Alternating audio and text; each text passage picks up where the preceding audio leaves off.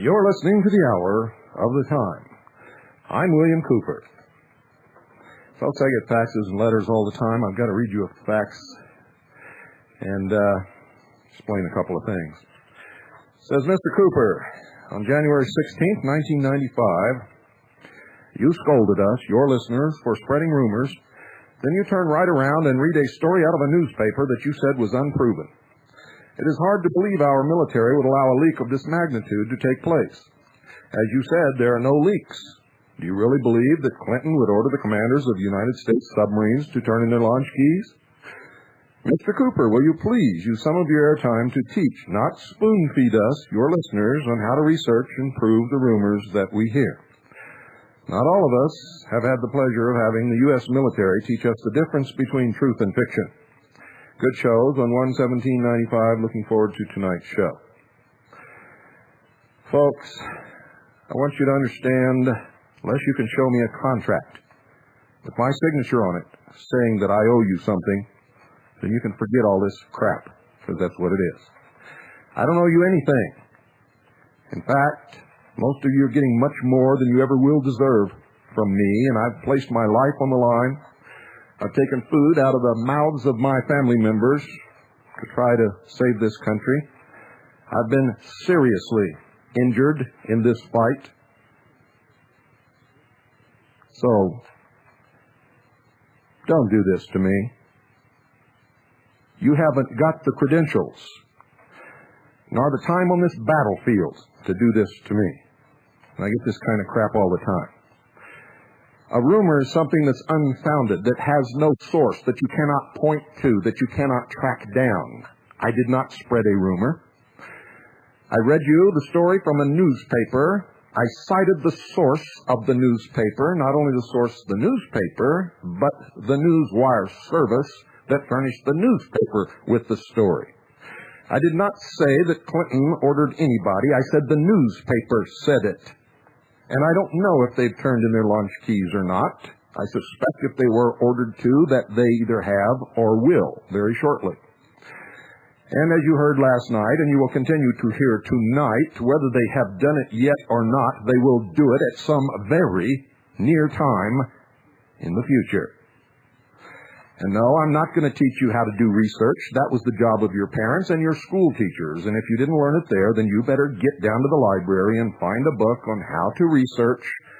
Talk to the librarian on how to use the library and learn it yourself. You see, I can only do so much for you people. There was one guy I heard tonight that was led by the Lord to WWCR until I dumped on him. And now he's a Tom Valentine listener, and I got to tell you, if there's any more panty-waist, puke-faced cowards out there, you can get your butt back 2 hours and be a Tom Valentine listener also, because I don't have time for you. And frankly, my dear Scarlett, I don't give a damn.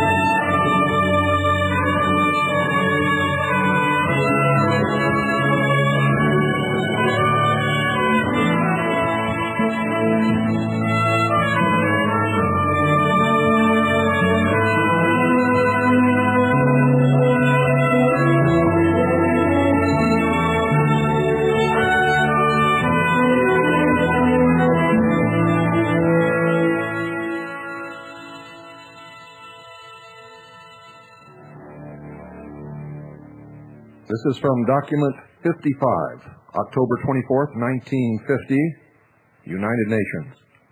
Addressed by President Truman to the General Assembly, extract, October 24th, 1950, on cooperative disarmament.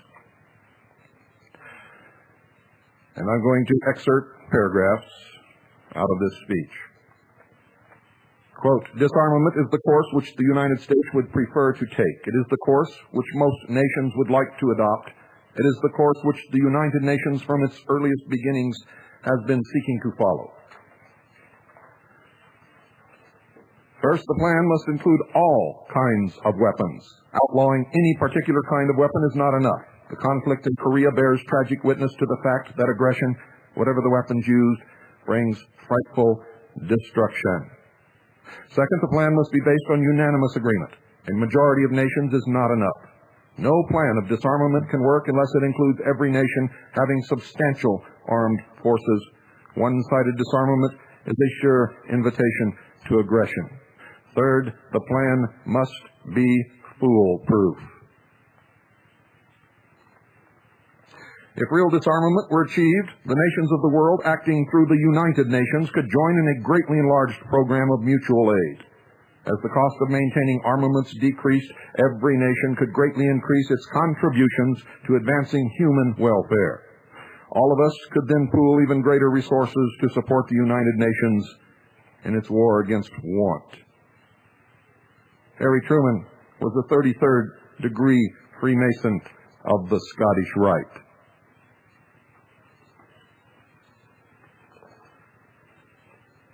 In September of 1950, this article appeared in the New Age.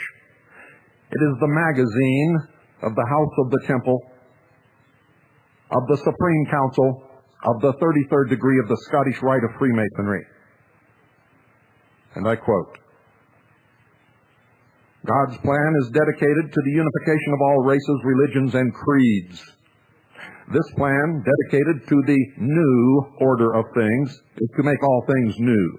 A new nation, a new race, a new civilization, and a new religion. A non-sectarian religion that has already been recognized and called the religion of the Great Light.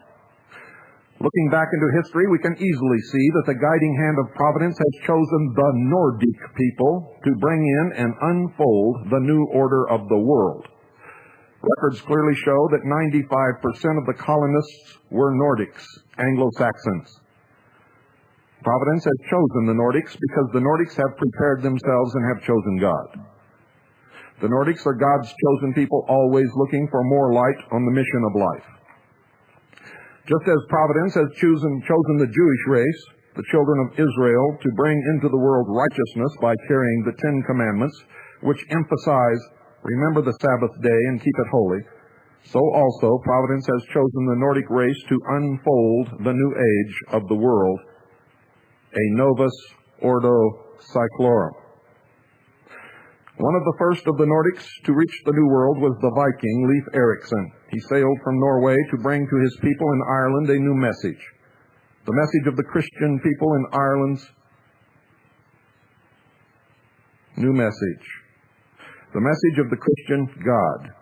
But Providence moves in a mysterious way, his wonders to perform. And so Leif the Lucky was sent by Providence to the New World. From the abundance of grapes found there, Leif Erikson called the place Vinland. It is easy to sense that Leif Erikson was sent by the guiding hand of Providence to bring the Norse spirit of the All-Father to the shores of the New World. The Nordics are the highest branch of the 5th Aryan civilization. The Latins are of the 4th Aryan civilization, and the American race will be the 6th Aryan civilization. This new and great civilization is like an American beauty rosebud, ready to open and send its wonderful fragrance to all the world. George Washington, Thomas Jefferson, Benjamin Franklin, John Adams, Thomas Paine, and many others of the founders of the new nation in the New World were Nordics. Thomas Paine, the spark plug of the American Revolution, loved God but hated sectarianism. In These Are the Times, he wrote, We have it in our power to begin the world all over again. A situation similar to the present hath not happened since the days of Noah till now. The birthday of a new world is at hand. As stated before, God's plan in America is a non-sectarian plan. Our Constitution is non-sectarian. Our great American public schools, God's chosen schools, are non-sectarian. The great spirit behind this great nation is non-sectarian. Our great American public schools have never taken away from any child the freedom of will, freedom of spirit, or freedom of mind. That is the divine reason that great God, our King, has chosen the great American public schools to pave the way for the new race, the new religion, and the new civilization that is taking place in America.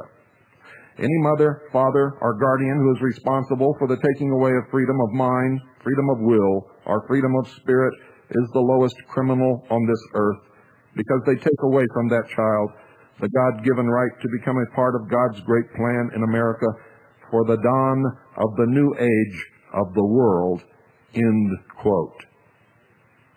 No conspiracy, no plan for a new world order, no movement toward one world religion, one world government.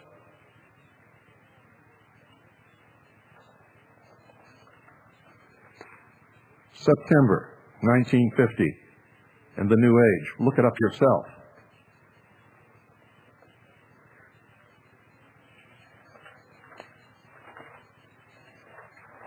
In the United States Code, annotated. Constitution of the United States, annotated. Amendments 1, 2, 3. Annotations from federal and state courts. Purpose. In interpreting and applying this amendment, purpose of amendment to assure continuation and render possible the effectiveness of the militia must be considered. U.S. versus Miller. Arkansas, 1939, 59, State Court, 816, 307, U.S., 174, 83, Law Edition, 1206. Purpose of this amendment, guaranteeing the right of the people to keep and bear arms, was to preserve the effectiveness and assure the continuation of the state militia. U.S. versus Oaks, C.A., Kansas, 1977, 564, F, 2nd, 384. Certiorari denied. 98, State Court, 1493, 435, U.S., 926, 55, L. ed. 2nd, 521. The amendment was designed to foster a well-regulated militia as necessary to the security of a free state. Cases versus U.S., CCA, Puerto Rico, 1942, 131, F. 2nd, 916. Certiorari denied. 63, S. Court, 1431, 319, U.S. 770, 87, L. ed. 1718, rehearing denied. 65, S. Court, 1010, 324, U.S.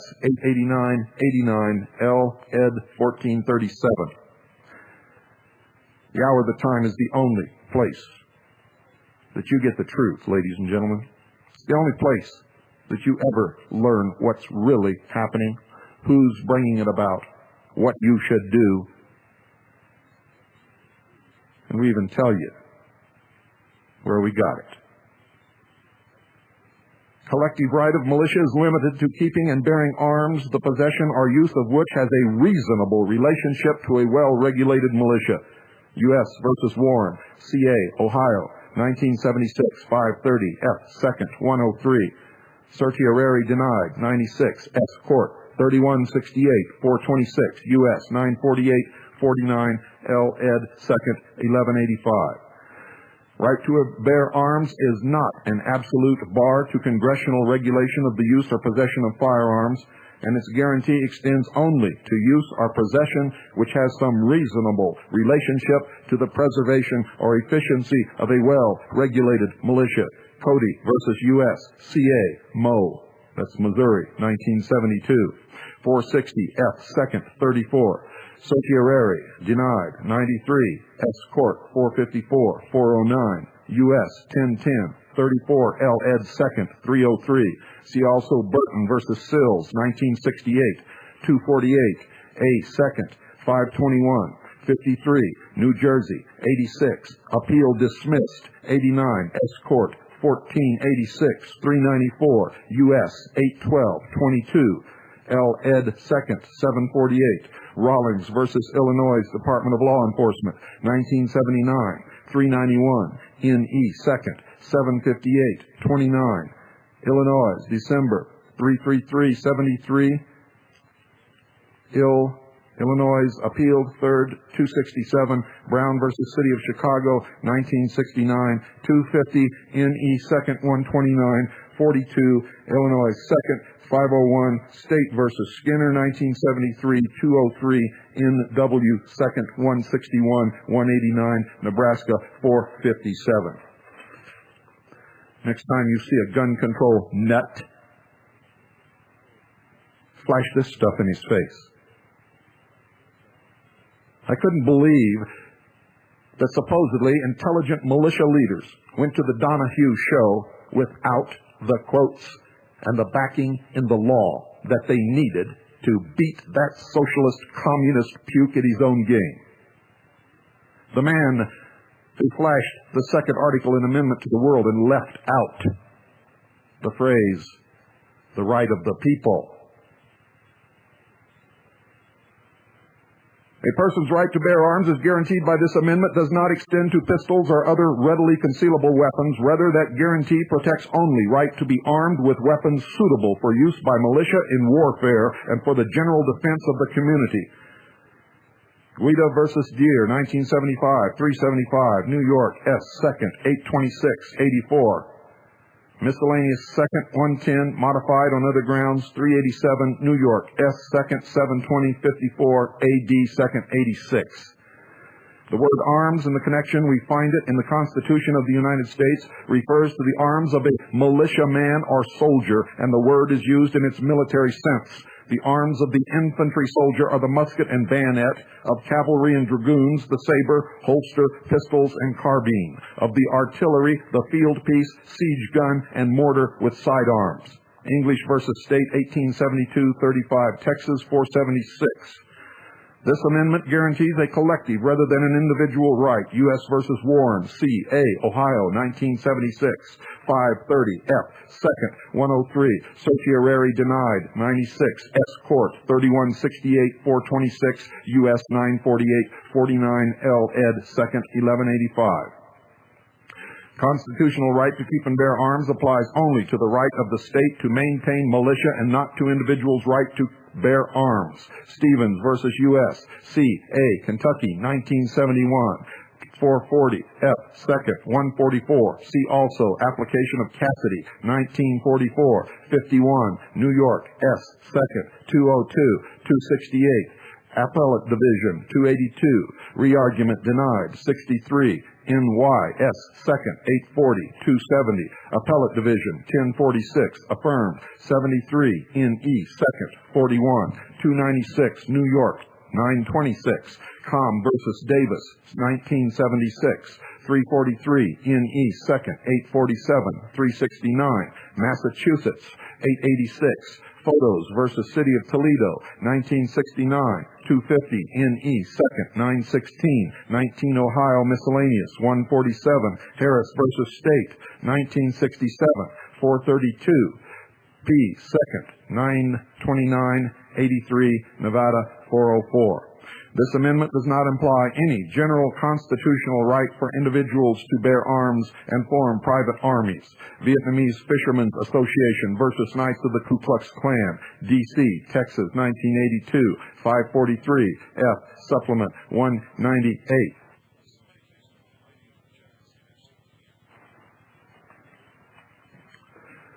Now, ladies and gentlemen, I want you to understand what I'm telling you.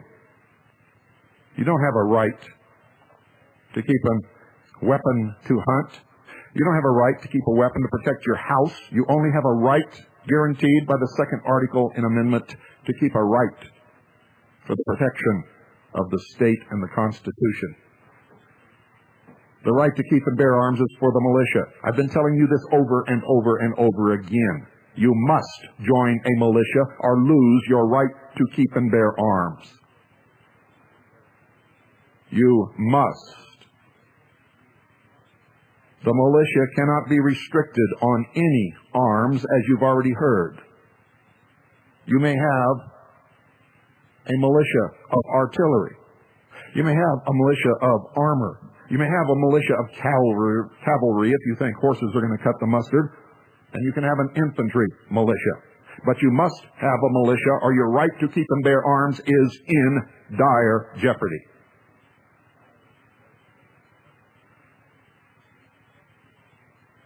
The word arms in the connection, we find it in the Constitution of the United States, refers to the arms of a militiaman or soldier.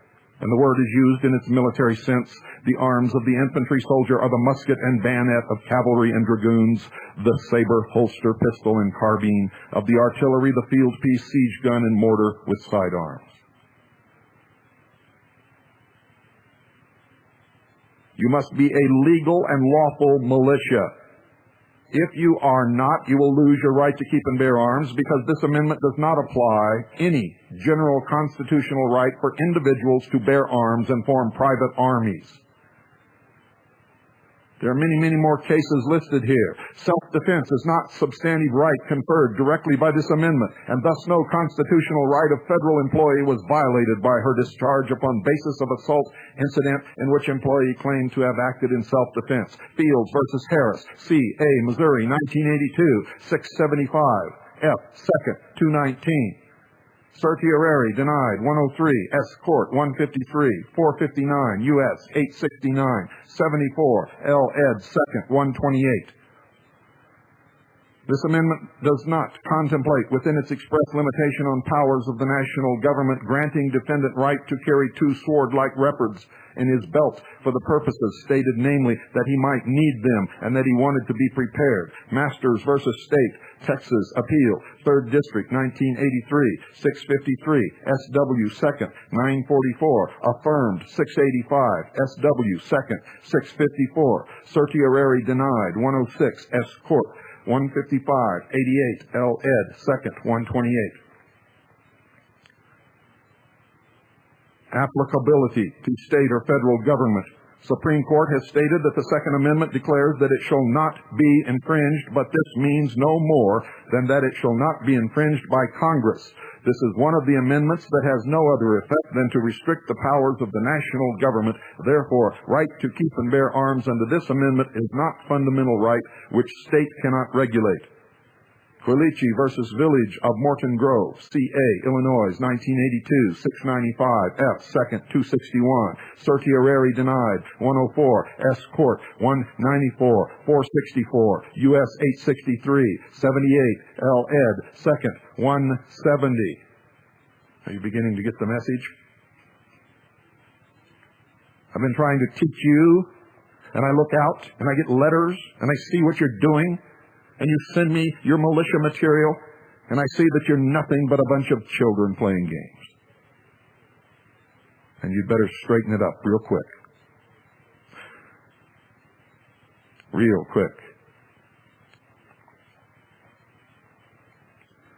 Guarantee of right to keep and bear arms under this amendment protects not an individual right, but a collective right in the people as a group to serve as militia, and imposes no limitation on the state legislature's power to prohibit individuals from carrying deadly weapons, where the prohibition will not interfere with the preservation of efficiency of the militia. Application of Atkinson, Minnesota, 1980, 291, NW 2nd, 396.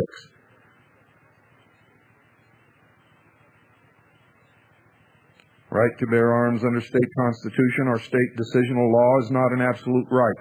Right may be circumscribed by conditions under which it is sought to be asserted. U.S. versus Romero, C.A.N.M. 1973, 484, F. 2nd, 1324. See also State versus Rupp, Iowa,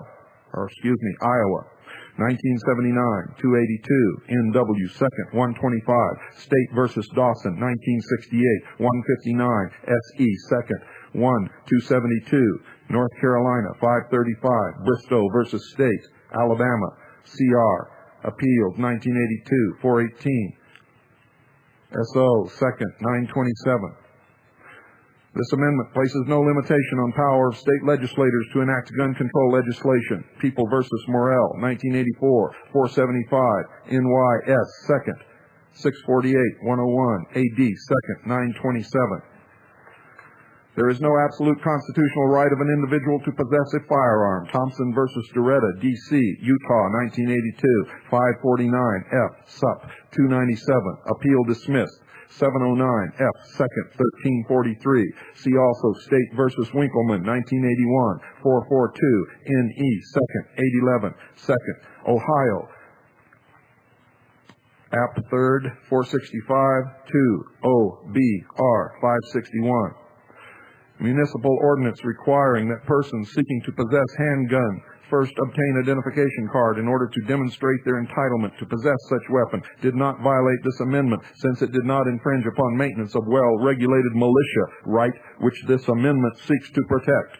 Purpose furthered by ordinance of safeguarding public as much as possible from dangers of illegal weapons is proper subject for reasonable regulation under police power. Mosier versus City of Dayton, 1976, 358, N.E., 2nd, 540, 2.0, 3rd, 412, 48, Ohio, State, 2nd, 243.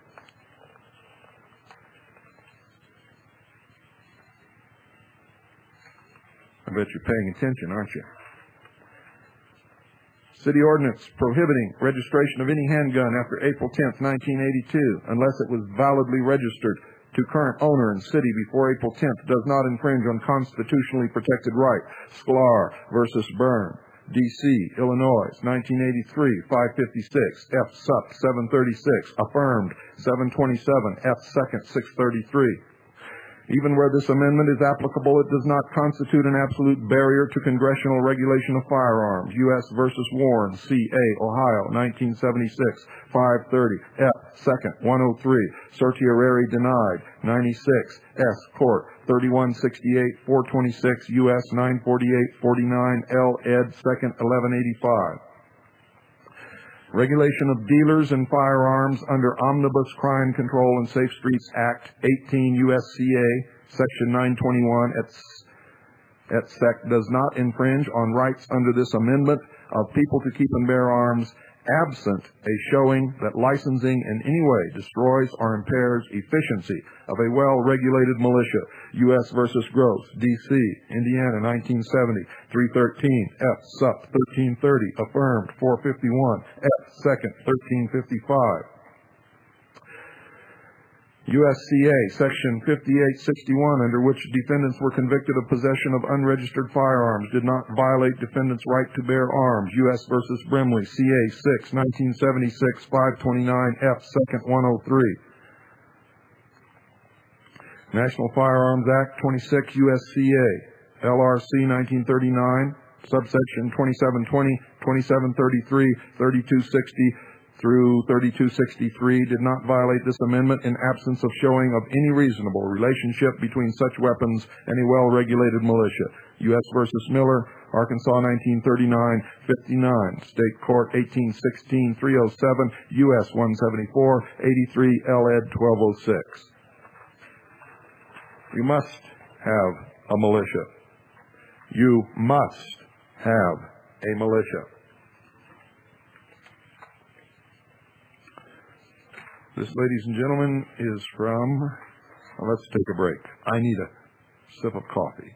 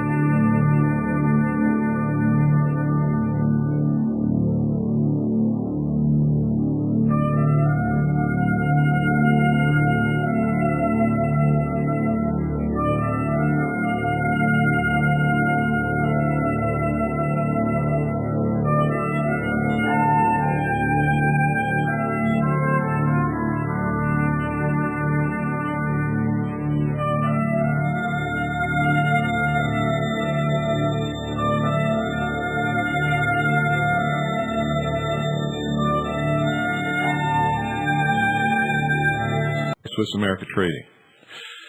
They care about this country just as much as I do. They care about the law as much as I do.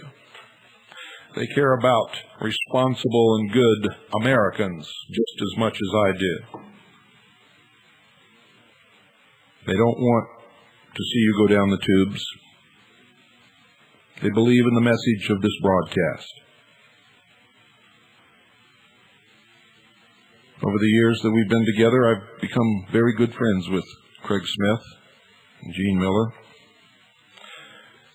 and Joanne and a couple of others who work and have worked for a long time at Swiss America Trading. They're good people. I've come to know Craig Smith so much and so well. And I believe that he's such a good man that I don't believe that he would ever consciously do anything to hurt anyone.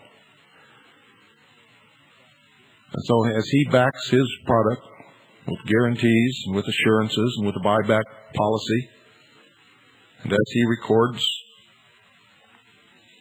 the terms of every agreement so that there can be no misunderstanding, and so that the tape can be played back in case there is a misunderstanding,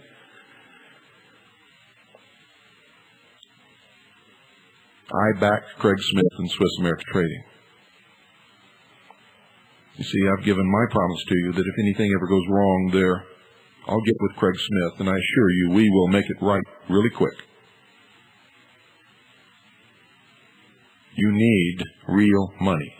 The only real money in this entire world, according to the law of the United States of America, the Constitution for the United States of America, and United States Code, the only real money is gold and silver coin. The money you have in your wallet is counterfeit. According to law, those who counterfeited it and those who debased our coinage should be tried, and the penalty under the law is death. That should tell you a little of how far we've gone. But when we begin to bring it back, if you don't have real money, you're going to be in trouble. There's going to be a long period of hardships for everyone. I can assure you of that, for I've already fought in one war, and I never dreamed that I'd have to fight another one, and I'm working as hard as I can to wake up enough people so that it will not happen. I've helped found a new third party, the Constitution Party, to try to ensure that no one gets hurt. Because I believe we still have one last chance to do it legally, lawfully, without bloodshed. But if it doesn't work, ladies and gentlemen, and you're not prepared, you will suffer, I can assure you.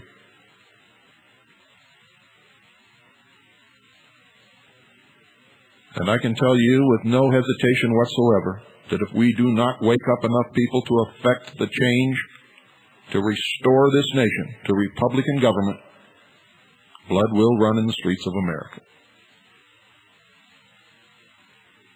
I call Swiss America Trading right now, 1-800-289-2646. 1-800-289-2646. Take care of yourself and your family. And if you don't want to do it with Swiss America Trading, folks, please call somebody. Please get some real money under your belt. If this economic system collapses, the paper you have in your wallet will be worth less than the ashes in your fireplace. 1-800-289-2646. Do it now. You'll be glad that you did.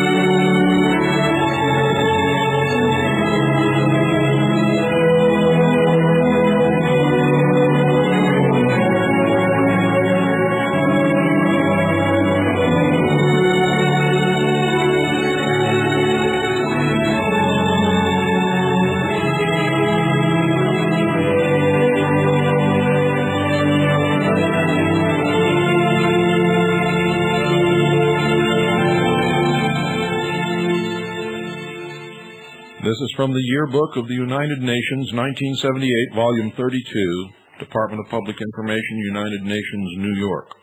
On page 46, under Political and Security Questions, paragraph 109. Implementation of these priorities should lead to general and complete disarmament under effective international control, which remains the ultimate goal of all efforts exerted in the field of disarmament. Negotiations on general and complete disarmament shall be conducted concurrently with negotiations on partial measures of disarmament.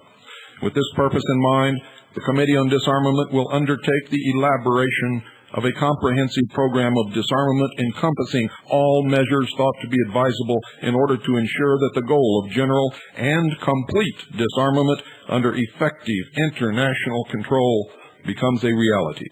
In a world in which international peace and security prevail, and in which the new international economic order is strengthened and consolidated, the comprehensive program should contain appropriate procedures for ensuring that the General Assembly is kept fully informed of the progress of the negotiations, including an appraisal of the situation when appropriate, and in particular, a continuing review of the implementation of the program. Paragraph 110, progress in disarmament should be accompanied by measures to strengthen institutions for maintaining peace and the settlement of international disputes by peaceful means. During and after the implementation of the program of general and complete disarmament, there should be taken, in accordance with the principles of the Charter of the United Nations, the necessary measures to maintain international peace and security, including the obligation of states to place at the disposal of the United Nations agreed manpower necessary for an international peacekeeping force to be equipped with agreed types of armaments. Arrangements for the use of this force should ensure that the United Nations can effectively deter or suppress any threat or use of arms in violation of the purposes and principles of the United Nations. Paragraph 111. General and complete disarmament under strict and effective international control shall permit states to have at their disposal only those non-nuclear forces, armaments, facilities, and establishments as are agreed to be necessary to maintain internal order and protect the personal security of citizens, and in order that states shall support and provide agreed manpower for a United Nations peace force. Under paragraph 115, the General Assembly has been and should remain the main deliberative organ of the United Nations in the field of disarmament, and should make every effort to facilitate the implementation of disarmament measures. An item entitled Review of the Implementation of the Recommendations and Decisions adopted by the General Assembly at its 10th Special Session shall be included in the provisional agenda of the 33rd and subsequent sessions of the General Assembly. Paragraph 120. The General Assembly is conscious of the work that has been done by the international negotiating body that has been meeting since 14 March 1962, as well as the considerable and urgent work that remains to be accomplished in the field of disarmament. And on, and on, and on. Paragraph 126, in adopting this final document, the states members of the United Nations solemnly reaffirm their determination to work for general and complete disarmament and to make further collective efforts aimed at strengthening peace and international security, eliminating the threat of war, particularly nuclear war, implementing practical measures aimed at halting and reversing the arms race, strengthening the procedures for the peaceful settlement of disputes, and reducing military expenditures and utilizing the resources thus released in a manner which will help to promote the well-being of all peoples and to improve the economic conditions of the developing countries. And on, and on. It talks about the new phase in disarmament. And here we have on page 113. Liberia submitted to the First Committee in 1978 a draft resolution on the need for a new philosophy on disarmament to be formulated from the new ideas, theories, proposals, and strategies set forth at the General Assembly's 10th Special and Current Sessions. Liberia envisions the new philosophy as an organized departure from outmoded premises into a system for mobilizing world public opinion. in other words, propaganda, which could make possible a popular grasp of the nature of the disarmament problem and United Nations goals on disarmament.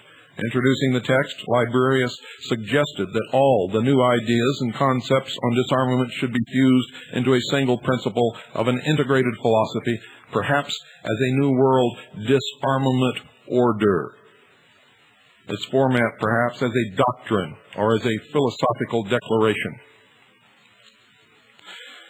And down below that, final document of the 10th special session be formulated into a single comprehensive and coordinated system, into a new philosophy on disarmament, and a message that could effectively reach the minds of men, and a mobilization of world public opinion in support of the United Nations goal for halting the arms race, and eventually for complete and general disarmament centered on a new order of national and international security.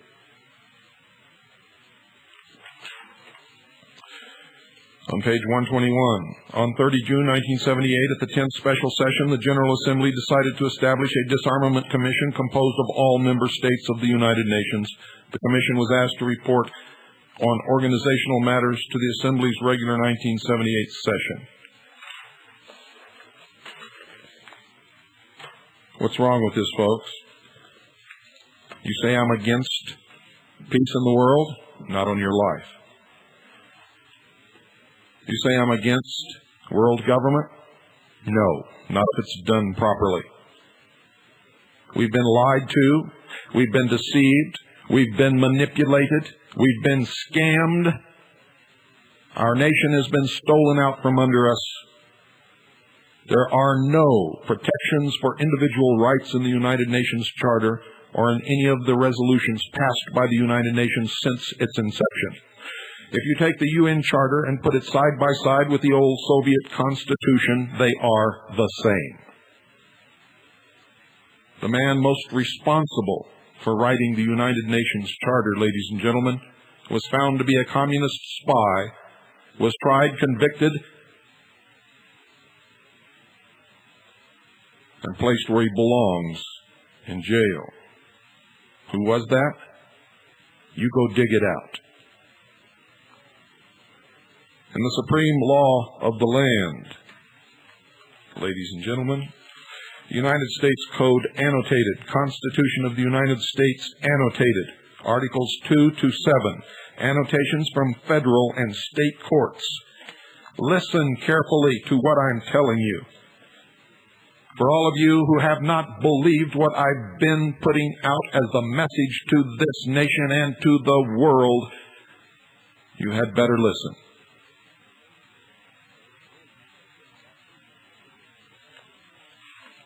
Once again, United States Code annotated, Constitution of the United States annotated, Articles 2 to 7, annotations from federal and state courts. On page 576, paragraph 112, United Nations Charter. United Nations Charter, a treaty ratified by the United States, is part of the supreme law of this land. U.S. versus Steinberg, D.C., Illinois, 1976, 478, F. Sup. 29. See also Balfour, Guthrie and Company, Limited versus U.S., D.C., Cal, 1950, 90, F. Sup. 831. Provision of United States Nations Charter, that's United Nations Charter, that United Nations should promote universal respect for observance of human rights and fundamental freedoms for all without distinction as to race, sex, language, or religion, was not self-executing and therefore was not part of the supreme law of the United States. Do you understand what I'm saying? Camacho versus Rogers, D.C., New York, 1961, 199, F. Sup. 155. The United Nations Charter is a treaty within the purview of this clause, making treaties a part of the supreme law of the land and binding upon judges in every state. Fujii versus State, 1952, 242. P. 2nd, 617, 38. Cal. 2nd, 718. You can listen to all the other programs you want to. You can read anything you want to, but you better come back every night at this same time and listen to the Hour of the Time, because that's the only way you're ever going to grow up. You get pablum from everyone else. And I have to spoon feed you because you can't get it any other way. 583, paragraph 144, police power enactments. Police power of state, especially when exerted for protection of life and limb, is as pervasive as any of reserved powers of states and should be respected unless there is a clear collision with national law, which has right of way under this clause.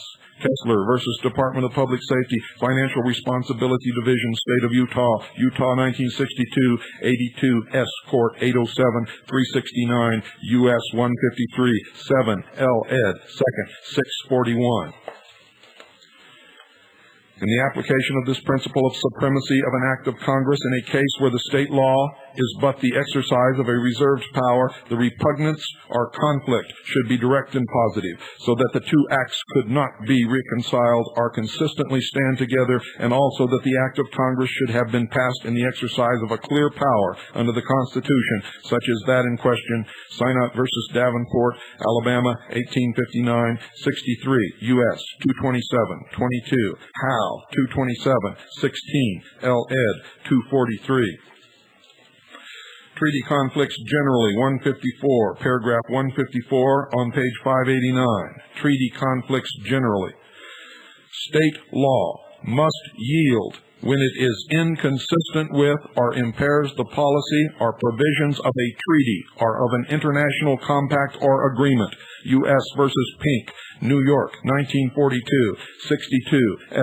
Court, 552, 315, U.S. 203, 86, L. Ed. 796. See also in re. Ostrowski's Estate, 1936, 290.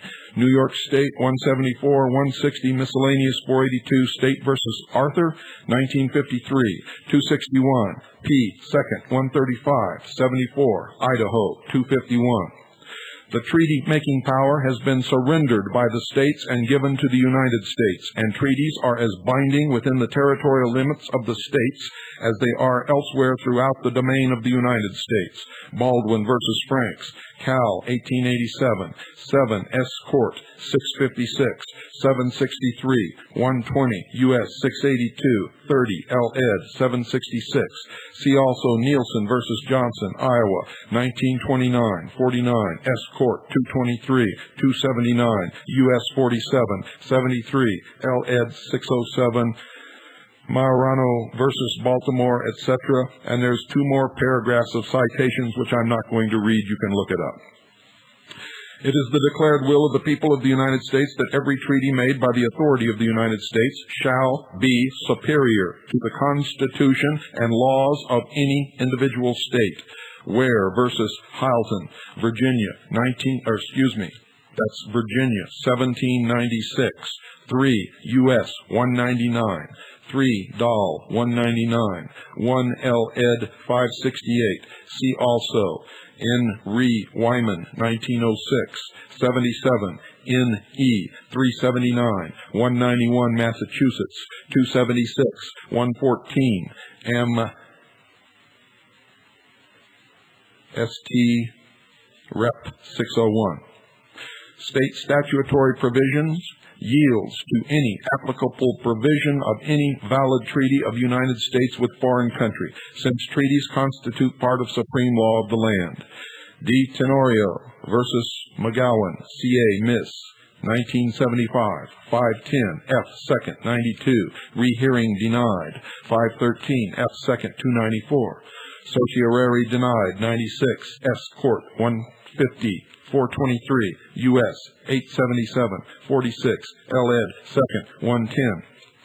A treaty must be regarded as a part of the law of an individual state as much as are the state's own statutes, and it may override the power of state even in respect of the great body of private relations which usually fall within control of the state.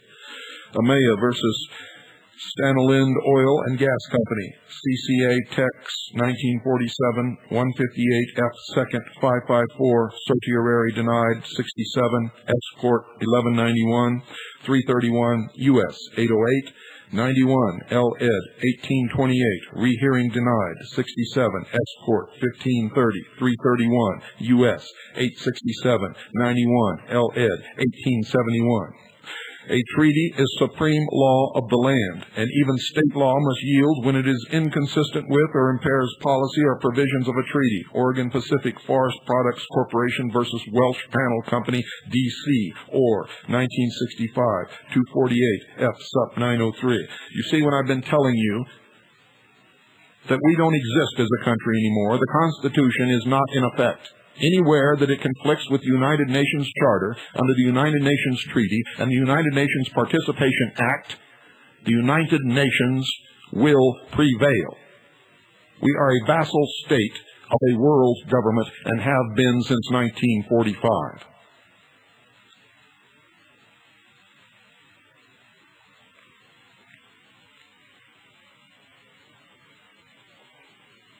State cannot attempt to exercise jurisdiction if to do so would violate an international treaty. Shoei Keiko Company Limited versus Superior Court for City and County of San Francisco, 1973, 109, Cal, Repter 402, 33, CA, 3rd, 808. A duly executed treaty is the supreme law of the land, and state and local laws must yield to its provisions. Republic of Finland versus Town of Pelham, 1966, 270. NY, S, 2nd, 661, 26, AD, 2nd, 35. States are bound by this clause to respect the terms of treaties entered into by Congress. State versus Miller, 1984, 689. P, 2nd, 81, 102, Washington, 2nd, 678. State laws must yield to valid treaties where there is a conflict between them, and even laws governing essentially local matters must bow when treaty provisions override them. Wires versus Arnold, 1941, 147, SW, 2nd, 644, 347, Missouri, 413, certiorari denied, 61, S Court, 1112, 313, U.S. 589, 85, L. Ed. 1544.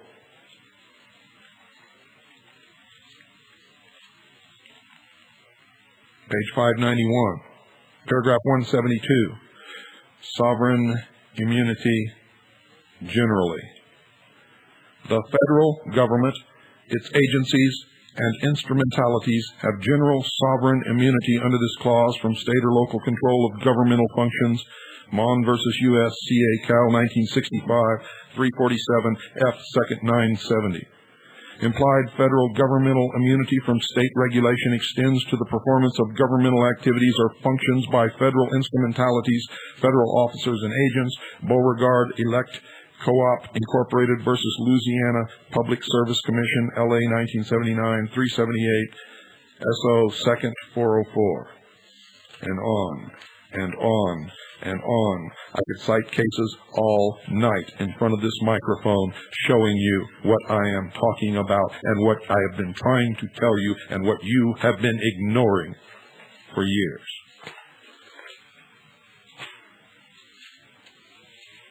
Basic documents in international law and world order. Listen to this. Basic documents in international law and world order. Burns H. Weston, Richard A. Falk, Anthony A. Diamato.